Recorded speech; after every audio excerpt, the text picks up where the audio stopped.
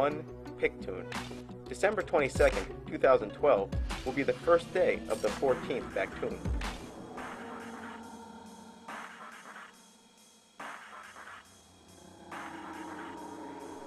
The Mayans believe that the gods made 3 creations before ours, and so the calendar has restarted 3 times. The most recent of those creations ended at the beginning of the 14th Bactoon. However, those were admittedly failed universes, unlike the successful one that we are said to occupy. And since there are 20 Bactoons in one Pictoon, the calendar keeps going.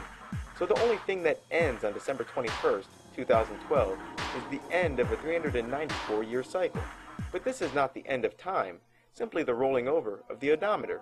It will simply be the end of the 13th Bactoon since creation, which started at 3114 BC. Which means that 2012 is no more significant than September of 1618, or March of 2407.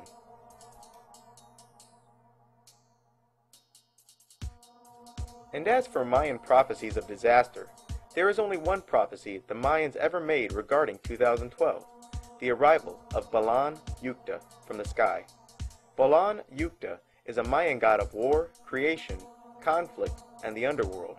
The only Mayan inscription regarding the end of the 13th Bactoon, or 2012, is located in southern Mexico at a place dubbed Monument 6. The inscription reads, "He will descend from the sky." The details regarding the arrival have been eroded by time, but that's all the Mayans had to say regarding the so-called 2012 end date. No disasters, no floods, nothing except he will descend from the sky.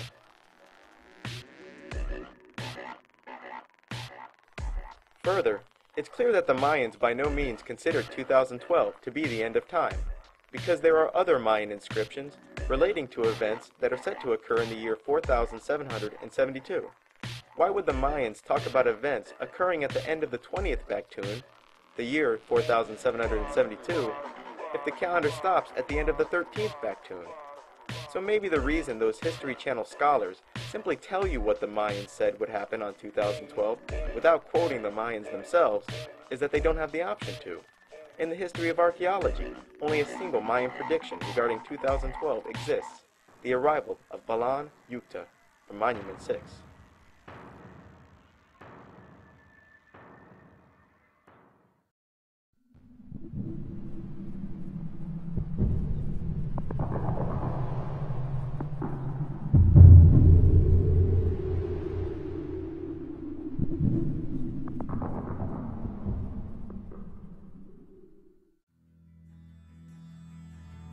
Next we have writer and producer Terry Rossio and writer Ted Elliott. These two have worked as a pair on many hit movies. Some of the movies this pair has collaborated on are Aladdin, The Road to El Dorado, The Mask of Zorro, Shrek, National Treasure, The Book of Secrets, and all of the Pirates of the Caribbean movies.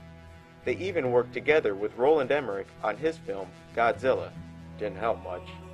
This pair's Man Who Would Be King retelling is The Road to El Dorado. The Road to El Dorado is about 2 Spaniards named Michael and Tulio. At the beginning of the movie, they come to own a map to El Dorado, the lost city of gold. They end up as castaways, still in possession of the map. They hatch a plan to loot El Dorado of its gold, so they follow the map and eventually find El Dorado. Upon arrival, they are mistaken for gods, and just like the Man Who Would Be King, their arrival had been prophesied. A false miracle, the apparent halting of a volcano, seals the deal. They become the immediate rulers of El Dorado. Later, however, Michael is seen bleeding, and it becomes apparent to the high priest that he is only a man and not a god.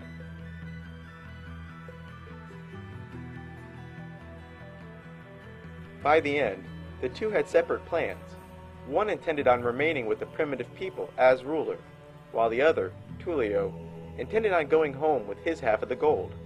But before Tulio leaves, an old enemy catches up with them.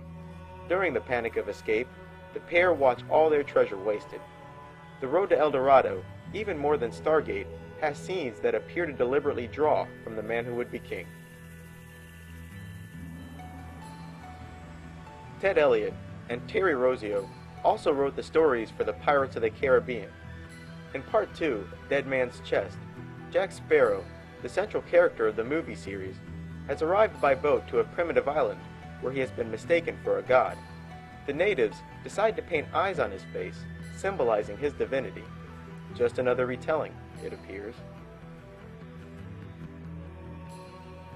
Ted Elliott and Terry Rossio also wrote National Treasure 2, The Book of Secrets.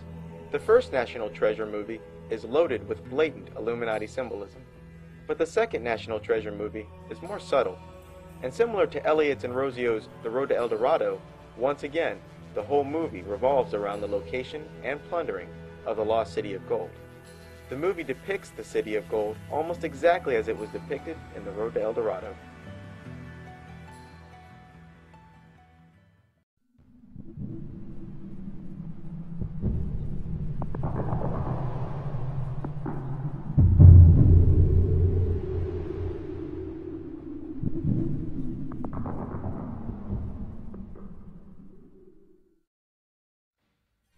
Next, we have George Lucas, creator of the Star Wars saga. Star Wars, most notably Episode 6, Return of the Jedi, appears to be yet another retelling of The Man Who Would Be King.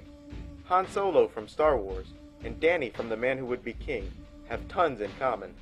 Both smugglers, have a brainy best friend, and many more.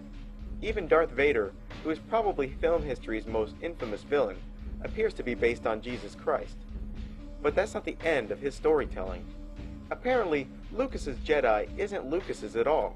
The Jedi, or the Jedi, were a secretive group of magicians in ancient Egypt. What set a Jedi, or the Jedi priest, apart from other magicians, is that their bodies had been transformed. The uraeus, the serpent-adorned headpiece that was often seen on Egyptian pharaohs and gods, was a symbol of those who had undergone this ritual and became Jedis.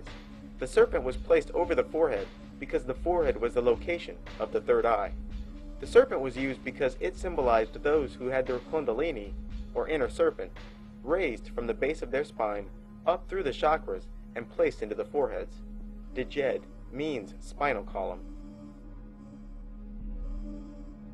Initiation to the Jedi Order was physically demanding and, like Luke Skywalker discovered, often involved exercises and other routines that had nothing to do with spiritual growth. But if a Jedi student showed promise and perseverance, he was initiated into the Order of the Jedi. In this rite, the initiate would be led blindfold into the very center of the Pyramid of Giza, where they would lay into a sarcophagus, which is like a giant coffin.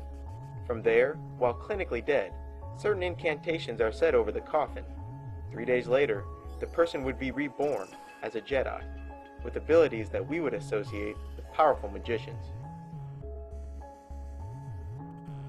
They experience the world through the eyes and abilities of a spirit, yet still have flesh. They could create objects at will, move objects from afar, move at incredible speeds, have extrasensory perception, telepathy, the ability to see spirits, and also complete control of their astral bodies, allowing them to tear their soul away from its fleshly encasing and send their astral bodies to distant places in the universe. Today, this ritual of the body transformation is reenacted by the Masons and Skull and Bones. In fact, you've seen it before. When someone is initiated into the 33rd degree of Freemasonry, they are blindfolded and lowered into a pyramid. After the initiate has taken the oath, his mask is removed and he quote-unquote receives the light. But this is not just a figurative light of knowledge, but reborn in literal light.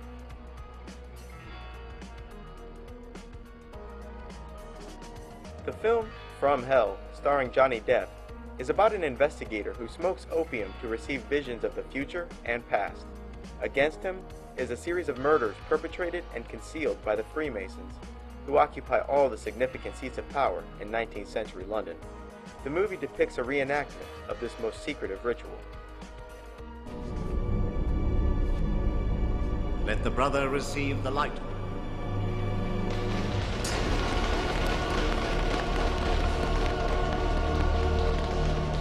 At Yale University's Skull and Bones, initiates are placed into a coffin where they reveal their deepest secrets and are afterwards told that they are reborn